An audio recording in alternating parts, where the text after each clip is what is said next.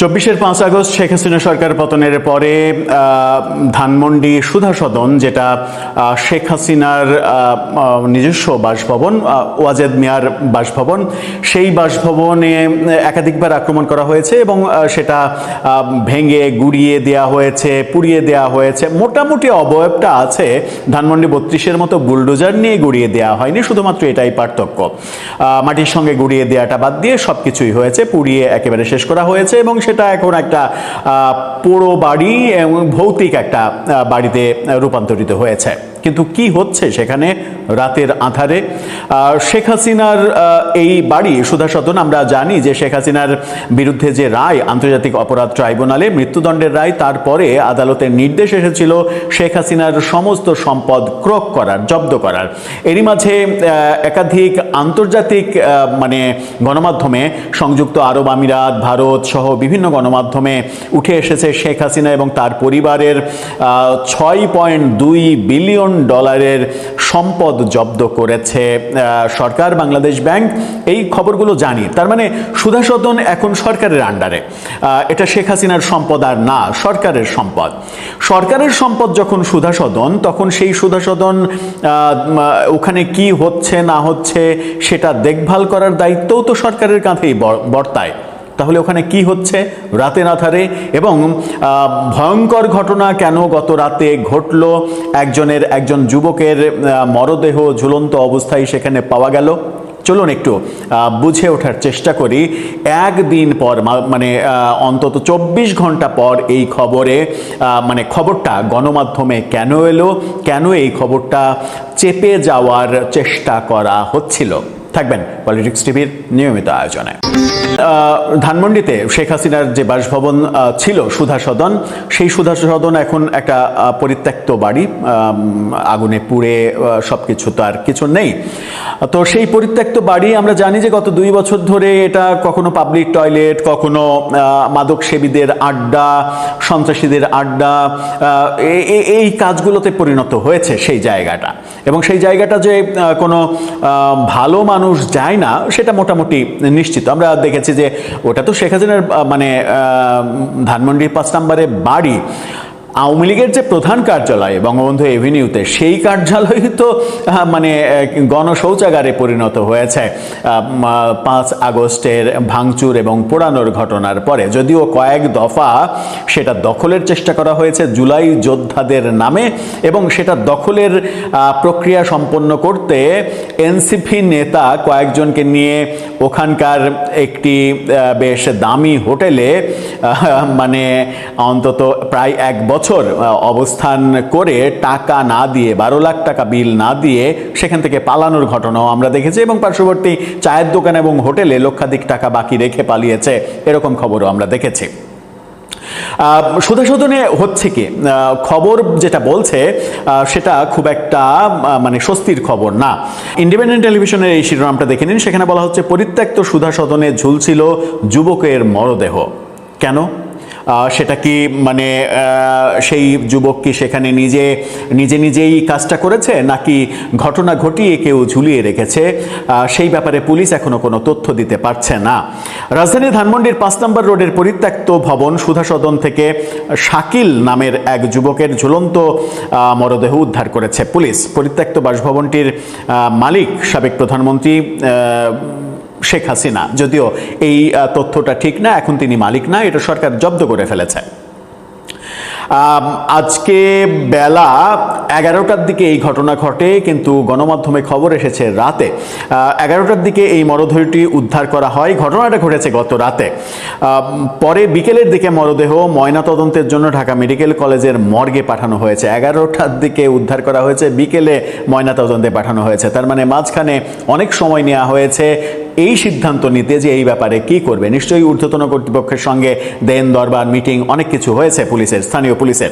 ধানমন্ডি থানার উপপরিদর্শক এসআই ওয়াদুজ্জামান তিনি বলেন, আমরা স্থানীয়দের মাধ্যমে জানতে পারি ধানমন্ডি থানাধীন সুধা সদনে অজ্ঞাত এক যুবক গলায় ফাঁস লাগানো অবস্থায় ঝুলে আছে। পরবর্তীতে আমরা ঘটনাস্থলে গিয়ে মরদেহটা উদ্ধার করে আইনি প্রক্রিয়া শেষে ময়নাতদন্তের জন্য ঢাকা মেডিকেল কলেজ হাসপাতালে পাঠিয়ে দিই।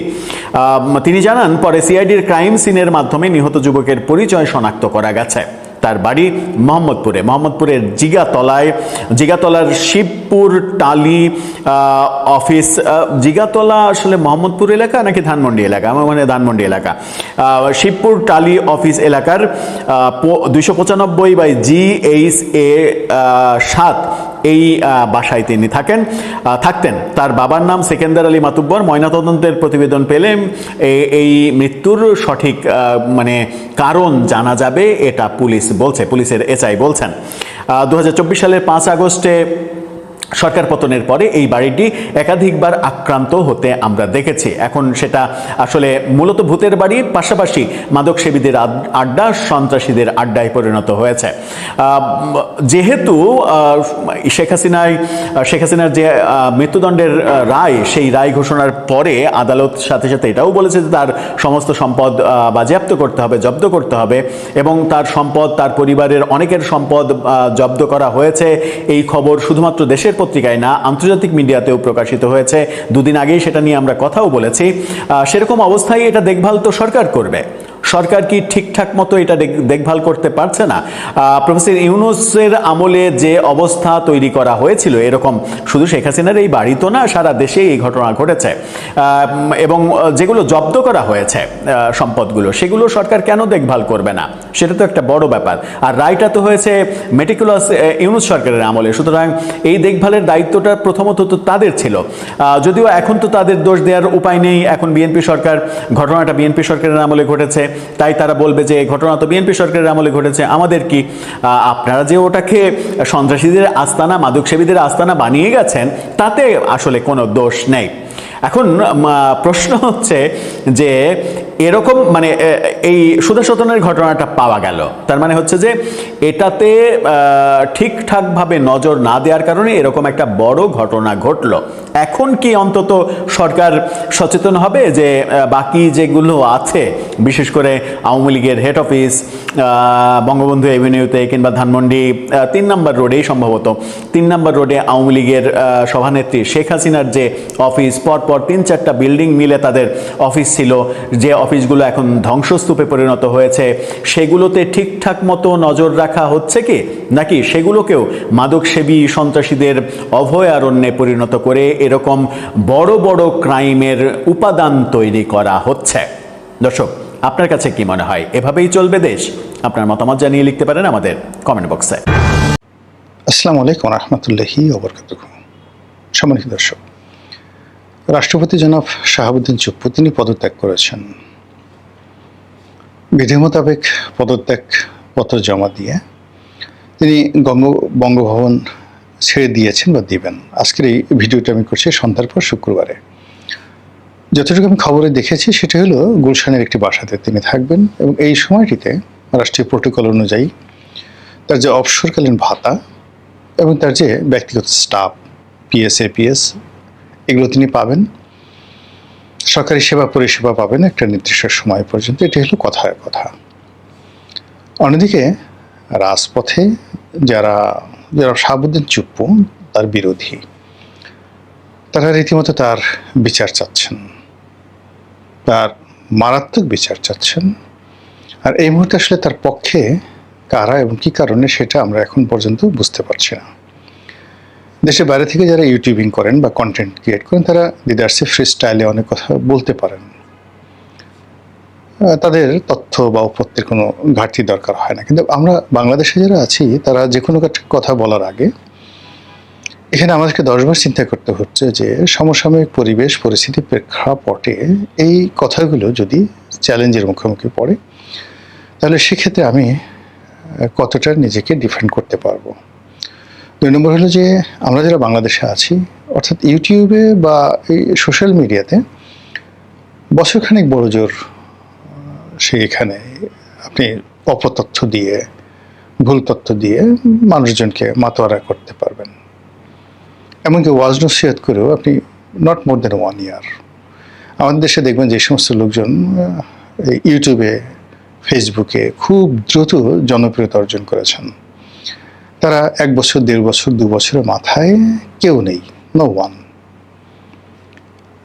কারণ নাম বলে আমি ছোট করব না, কিন্তু আপনি চিন্তা করেন যে আমি যখন এটা শুরু করি, এই ফেসবুকিংটা শুরু করি বা ইউটিউবিংটা শুরু করি, এটা বহু আগে, তখন খুব ওয়াজ চলতো এবং তখন রোজ টেলিভিশন নামে একটা টেলিভিশন, মানে আইপি টেলিভিশন, যারা আজহারির বক্তব্য বা অন্যান্য ইসলামী ওয়াজগুলো তারা সেখানে আপলোড দিত। তো একজনের কাছে আমি শুনলাম যে এই টেলিভিশনের এই চ্যানেলটি সেখানে প্রতি মাসে 50 লাখ টাকা ইনকাম করে। আপনি এখন দেখুন তো রোজ টেলিভিশন বা রোজ টিভি এরকম কোনো আছে কিনা। এরপর দেখলাম যে অনেকগুলো মাছের ব্লগ করে, তার গ্রামে রান্নার ব্লগ করে, তারপর আর একটা মেয়ে আছে ফারজানাজ ড্রয়িং, একবার খুব সিরিয়াসলি সে বাড়ি গাড়ি সিরিয়াসলি করে ফেলেছে, প্রতি মাসে তাদেরও 30 লাখ 40 লাখ টাকা ইনকাম হতো নেই। এরপরে বিভিন্ন যারা আরও অপতথ্য ছড়ায়, ইল্লু বিল্লু পিল্লু যে সমস্ত লোকজন আছে, তারাও এই ভিউ ব্যবসা করে দে আর্নড হিউজ মানি, বৈধভাবে অবৈধভাবে, এবং তাদের সেই প্ল্যাটফর্মকে ব্যবহার করে তারা দেখা গেল যে বড় শিল্প গ্রুপ, তারপরে সরকারি বিভিন্ন প্রতিষ্ঠান, মানে রীতিমতো ডাকাতি। এরাও ঠিক নেই, 1 বছরের মাথায় মানে তারা একেবারে আউট। এখন এইগুলো যারা আছে তাদের অবস্থা এতটা খারাপ যে এরা যদি, বাংলাদেশ তো প্রশ্নই আসে না, বিদেশের মাটিতে কোনো শহরে গেলে সেখানে ডাইরেক্ট চর থাপ্পড় কিল ঘুষি লাথি জুতো এইগুলো খাওয়া ছাড়া তাদের কোনো অবস্থাতেই কোনো সেফ এক্সিট নেই। মানে পুরো সমাজ রাষ্ট্র তাদেরকে অপাঙ্ক্ত করে ফেলেছে। এর গেল একটা, অর্থাৎ যারা মানে এই সোশ্যাল প্ল্যাটফর্মকে ব্যবহার করে যারা ঘুষ খেয়েছে, দুর্নীতি করেছে, অনিয়ম করেছে, তারপরে শেষে মানুষের কাছে টাকা নিয়েছে, সন্ত্রাসী কর্মকাণ্ড করেছে, এই লোকগুলো মানে এরা সবাই বিদেশে বসে কন্টেন্ট ক্রিয়েট করেছে, অনেকটা ইন্টারনেট জালিয়াতির মতো। তারা কিন্তু কেউ সাস্টেন করতে পারেনি। এবং এখন অনেকে মানে আপনি রিসেন্টলি দেখেছেন একজন কন্টেন্ট ক্রিয়েটার, তিনি ভীষণভাবে ইটালিতে লাঞ্ছিত হয়েছেন। এটা অনেকের মনে ভয় ধরিয়ে দিয়েছে বিদেশের মাটিতে যারা থাকেন। অন্যদিকে যারা দেখেন যে খুব সস্তা জনপ্রিয়তা, খুব অল্প 1 বছর 1.5 বছরের মধ্যে মানুষকে উত্তেজিত করেছে, গালাগালি করে উল্টো উল্টো কথাবার্তা বলে, তারাও এখন একেবারে ইউটিউবও দেখা গেল যে আমার একটা কন্টেন্ট, আমি যদি 1 লাখ লোক আমার কন্টেন্ট দেখে, আমি 1.5 লাখ, মানে 1 লাখ লোক আমার যদি কন্টেন্ট দেখে, আমি ধরুন পাই $150 1 লাখ ভিউতে। হয় দেখা গেল যে এইরকম লোক তারা যদি 1 লাখ ভিউ হয় তাহলে হয়তো $10 $15 তারা পায়। অর্থাৎ ইউটিউবের যে গ্রেডিংয়ে, সেই গ্রেডিংয়ে কিন্তু তারা অনেক অনেক বা যাকে বলা হয় লো প্রোফাইলে আছে। আর অন্যদিকে দর্শকরা ধীরে ধীরে কমে যাচ্ছে। তো এই কারণে হয় কি যে বাংলাদেশে বসে আমাদেরকে যে কোনো একটা কথা বলার আগে 10 বার চিন্তা করতে হচ্ছে যে আমরা এই দেশে আছি, এই দেশে থাকবো, এবং প্রতিটা মুহূর্তে আমাদের সঙ্গে রাস্তায় হাজার হাজার মানুষের দেখা হচ্ছে এবং তারা রেসপন্ড করছে প্রতিটা মুহূর্তে, ভাই আপনি এটা বললেন কেন, বা এটা ঠিক হয়নি, বা আপনার এই কথাটা ঠিক হয়েছে। তো সেই দিক থেকে আসলে এই যে রাষ্ট্রপতির যে সেফ এক্সিট বা রাষ্ট্রপতির পদত্যাগ, এই বিষয়গুলো নিয়ে আমি বা আমার মতো যারা আছেন তার ইচ্ছেগুলি আমরা বলতে পারি না, কোনো অবস্থা আমরা বলতে পারি না, যেভাবে বিদেশে বসে বা বাংলাদেশে বসে অনেকে দায়িত্বহীন কথাবার্তা বলেন। আমরা যে কথাগুলো বলতে পারি বা আমি নিজে ব্যক্তিগতভাবে বলি, সেটা হলো এটা হতে পারে বা নাও হতে পারে। এখন জনাব শাহাবুদ্দিন চুপ্পু তিনি পদত্যাগ করেছেন, এর আগে আব্দুল হামিদ সাহেব পদত্যাগ করেছেন, বা তার মানে আওয়ামী লীগের রাষ্ট্রপতি রূপে তার অবসর স্বাভাবিক গতিতেই তার অবসর হয়েছে। এখন সেই অবসরের পর তার যে রাজনৈতিক সমস্যা এটা সীমিত, তার নির্বাচনী এলাকাতে তার সমস্যা, তার প্রতিদ্বন্দ্বিতার সমস্যা, কিন্তু চুপ্পু সাহেবের বিষয়টা একেবারে ইন্টারন্যাশনাল। মানে বাংলাদেশের ক্ষেত্রে ইন্টারন্যাশনাল, আবার চুপ্পু সাহেবের ক্ষেত্রে ইন্টারন্যাশনাল। যেমন ধরুন তার সঙ্গে আওয়ামী লীগের একটা সম্পর্ক, এবং তিনি যখন গদিতে বসে আছেন ঠিক সেই সময়টাতে শেখ হাসিনা পলায়ন করলেন। এই জন্য তার যে প্রথম ট্যাগ, তিনি শেখ হাসিনার দোসর। 2 নম্বর হলো আওয়ামী লীগের কোনো লোক কিন্তু তাকে ওন করছে না, এর কারণ হলো যে প্রক্রিয়াতে, যে অবস্থাতে তাকে রাষ্ট্রপতি পদে মনোনয়ন দেওয়া হয়েছিল, নিয়োগ দেওয়া হয়েছিল, এক্ষেত্রে শুধুমাত্র শেখ হাসিনা বলতে পারবেন তিনি কেন তাকে দিয়েছিলেন, কী কারণে দিয়েছিলেন। বাকি আওয়ামী লীগের সব শীর্ষ নেতৃবৃন্দ, মানে তিনি ছিলেন, জনাব চুপ্পু ছিলেন তাদের চক্ষুশূল। ফলে এই যে তার যে বিপদের সময় এখন সিঙ্গেল একজন আওয়ামী লীগ লোককে পাবেন না তার পাশে দাঁড়াতে, দেশে এবং দেশের বাইরে। এটা হলো তার একটা প্রথম প্রবলেম, যে তার কোনো ওনারশিপ নেই। দ্বিতীয়ত হলো যে এই গত 2 বছরে he tried his level best to comply with everybody. তিনি কিন্তু ডক্টর মোহাম্মদ ইউনূসের সাথে কমপ্লাই করার চেষ্টা করেছেন, তিনি সেনাপ্রধান জেনারেল ওয়াকারুজ্জামানের সাথে কমপ্লাই করেছেন, তারেক রহমান সাহেবের সঙ্গে তিনি কমপ্লাই করার চেষ্টা করেছেন, কিন্তু কেউ তাকে ওন করেনি, কেউ তার সম্মানজনক যে বিদায়টি, সেই সম্মানজনক বিদায়টি নিশ্চিত করেনি। যেমন এটা তো তিনি মনে প্রাণে ধরে নিয়েছিলেন যে এই বিএনপি সরকার ক্ষমতা আসার সঙ্গে সঙ্গে তিনি চলে যাবেন, বা তাকে বললেই তিনি চলে যাবেন, কিন্তু বিএনপি কৌশলগত কারণে তাকে রেখে দিয়েছে। কিন্তু যখন বিএনপির সন্দেহ হয়েছে, কিংবা বিএনপিতে তার প্রয়োজন ফুরিয়ে গেছে, বা যে কোনো কারণে বিএনপি তাকে নিরাপদ মনে করছে না, সঙ্গে সঙ্গে এত দ্রুততার সঙ্গে তাকে বাদ দিয়ে দেওয়া হলো যে তিনি একটি যে চোখ মুদবেন বা একটা ট্রু শব্দ করবেন, সেই সুযোগটা পর্যন্ত তার হলো না। আচ্ছা, এখন তিনি অফিস হারিয়েছেন, পদ হারিয়েছেন, ক্ষমতা হারিয়েছেন, রাষ্ট্রীয় প্রোটোকল হারিয়েছেন, এখন তার অবস্থা কী হবে? তিনি কি সেফ এক্সিট পাবেন, অর্থাৎ বাংলাদেশ থেকে বিদেশে তিনি চলে যেতে পারবেন? তারেক রহমান সাহেব বা বিএনপি সরকারকে তাকে সেই সুযোগটা দিবে, নাকি বাংলাদেশে একজন রাষ্ট্রপতি যেভাবে হোসেন মোহাম্মদ এরশাদকে বিএনপি বিচার করেছিল? বিএনপি কিন্তু মানে একটা দারুণ মানে ইতিহাস আছে, মানে বিএনপি সবসময় এটাতে রাষ্ট্রপতিদেরকে বিচার করার নিদারুণ তার ইতিহাস আছে। যেমন জিয়া রহমান সাহেব ক্ষমতা আসার সঙ্গে সঙ্গে তিনি খন্দকার মোশতাককে তিনি বিচার করেছিলেন, তারপরে বেগম জিয়া ক্ষমতা আসার পরে এরশাদ সাহেবকে বিচার করেছিলেন। তো এই যে দুজন রাষ্ট্রপতি, এবং তাদের এরপরে তাদের নিজস্ব রাষ্ট্রপতি বি চৌধুরীর জীবনকে তারা একেবারে হারামে খারাম করে দিয়েছিলেন। তো এই যে তাদের নিজেদের যারা লোকজন রয়েছেন, তারপরে ইয়াজউদ্দিন সাহেবের জমানাতে যখন 1/11 হয়ে গেল, তারা ইয়াজউদ্দিন সাহেবকেও আর কখনো ওন করেননি।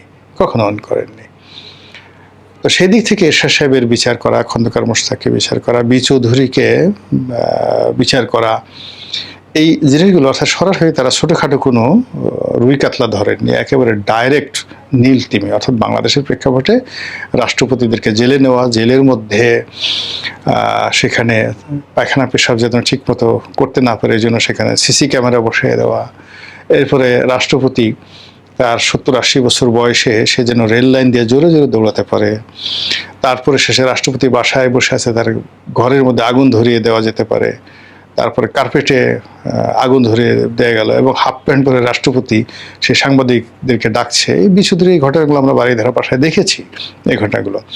তো সেক্ষেত্রে জনাব চুপ্পু সাহেবের বিরুদ্ধে যদি বিএনপি অ্যাকশন নেয়, তাকে যদি অ্যারেস্ট করে, তাকে যদি বিচার করে, এটা আশ্চর্য হওয়ার কিছু নাই। এর কারণ হলো এই কাজগুলো তারা ইতিপূর্বে করেছেন।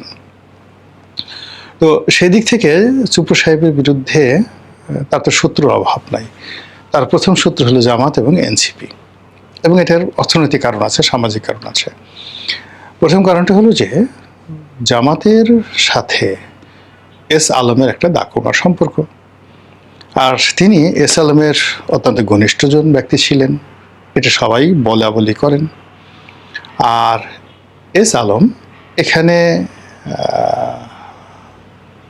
মানে বিএনপি সরকারের অনেকের উপর প্রভাব বিস্তার করে, এটা জামাতের মানে একেবারে চক্ষুশূল। জনাব চুপ্পু ইসলামী ব্যাংকের দায়িত্ব পালন করেছেন, কাজে ওই সময়টাতে তার ভুল ভ্রান্তি হতে পারে, তার কোনো কাজে ত্রুটি থাকতে পারে। তো এই জন্য জামাত সবসময়ই এই ইসলামী ব্যাংক এবং এস আলম রিলেশনের কারণে জনাব চুপ্পুকে রীতিমতো দৌড়ের উপর রাখবে। আর এই যে তাকে ওন করা বা তাকে প্রোটেক্ট করতে গিয়ে যে ঝামেলাটা বিএনপির হবে, সেই ঝামেলা নেওয়ার মতো অবস্থা এখন বিএনপির নাই। ফলে তাকে যদি আইনের হাতে তুলে দেওয়া হয়, বিচারের হাতে তুলে দেওয়া হয় এবং তার বিনিময়ে যদি আপাত দৃষ্টিতে জামাতের বা এনসিপির যে মুখ এগুলো বন্ধ করা যায়, তাহলে বিএনপি যে কাজ করবে না সে কথা কিন্তু বলা যাচ্ছে না। ফলে কি হলো, এই জুলাই মাসে যারা শাহাবুদ্দিন চুপ্পুর বিদায় এবং অনেকটা নাটকীয়ভাবে, অনেকটা অ্যাডভান্সারাস ওয়েতে যেভাবে তিনি ক্ষমতা হারালেন, যেভাবে তিনি পদ পদবি হারালেন, ফলে তার যে পরবর্তী কোর্স অফ অ্যাকশন, সেই কোর্স অফ অ্যাকশনে সেফ এক্সিটের বিষয়টি 1%ও আশা করা যায় না। আর তিনি আব্দুল হামিদের মতো অন্যান্য লোকের মতো নিরাপদে থাকবেন তাও বলা যাচ্ছে না। আবার তার বিরুদ্ধে যদি আইনি ব্যবস্থা হয়, তাহলে আইনি ব্যবস্থা হলেও বাংলাদেশের রাজনীতিতে তোলপাড় করা ঘটনা ঘটে যাবে। এর কারণ হলো তিনি যেই মুহূর্তে আইনের জিম্মায় চলে যাবেন, he will be well protected, এবং সেখানে বসে তার যে কোর্টেই বিচার হোক না কেন, তিনি যে ইস্যুগুলো তৈরি করেছেন গত 2 বছরে, তার কাছে যে ডকুমেন্টগুলো আছে, এবং এখানে যে সাংবিধানিক শূন্যতা থেকে শুরু করে শেখ হাসিনার পদত্যাগপত্র, ইউনূস সাহেবের যাকে বলা হয় ক্ষমতা গ্রহণ, তারপরে তারেক রহমান সাহেবের দেশে আসা, ইলেকশন হওয়া, এই সময়টিতে সেনাপ্রধানের সাথে তার সম্পর্ক, ক্যান্টনমেন্টের সাথে তার সম্পর্ক, 3 বাহিনীর সাথে তার সম্পর্ক, সব মিলিয়ে মানে নানা রকম যাকে বলা হয় অশনি সংকেতের যে তালাচাবি, সেই তালাচাবি এই জনাব শাহাবুদ্দিন চুপ্পু সাহেবের কাছে আছে। ফলে রাগ দেখাতে পারেন, ক্রোধ দেখাতে পারেন, কিন্তু সেগুলো বাস্তবায়ন করতে গেলে তার যে অব্যবহিত পরিণতি কি হবে, এটা নিঃসন্দেহে বিএনপি যারা কর্তা ব্যক্তি আছেন তারা খুব ভালো করে বোঝেন। তবুও রাজনীতিতে শেষ বলে কথা নাই, এখানে অনেক কিছু জানার সাথে অনেক ঘটনা ঘটে। নিয়তি এমন একটা জিনিস যেটা দেবতারাও কখনো নিয়ন্ত্রণ করতে পারে না। যেই গ্রিক পৌরাণিক কাহিনী কিংবা ভারতীয় কাহিনী, মানে যতগুলো আপনার পুরাণের কাহিনী রয়েছে, সেখানে দেখা গেছে যে অনেক বিষয় দেবতারা অনেক কিছু চেয়েছেন, দেবীরা অনেক কিছু চেয়েছে, কিন্তু এই পৃথিবীতে সেভাবে সব ঘটনা ঘটেনি। এই পৃথিবীর একটা নিয়তি আছে এবং সেই নিয়তি অনুযায়ী এখন অনেক কিছু ঘটছে এবং আগামীতেও এই ঘটনাগুলো ঘটতে থাকবে। মহান আল্লাহ আমাদের সবাইকে হিদায়াত দান করুন এবং হেফাজত করুন। আসসালামু আলাইকুম ওয়া রাহমাতুল্লাহি ওয়া বারাকাতুহু।